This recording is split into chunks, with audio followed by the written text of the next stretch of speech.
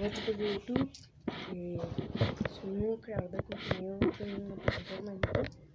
Voy a empezar a subir videos de skateboarding, fingerboard con la patinetica. Yo tengo una patinetica de luz y bueno, soy un nuevo creador de contenido, espero que me apoyen.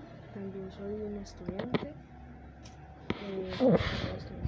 y también voy a mostrar bolonchos. Tengo muchas clases de bolonchos y los tengo aquí.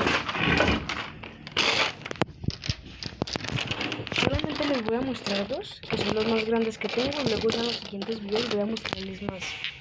Son estos dos más grandes que tengo. Bombuchas se llaman, mega bombuchas, porque las bombuchas son estas.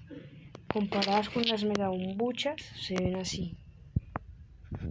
Bueno, eso es todo. Este video dura 1 minuto, así que espero que lo vean y que se haga viral.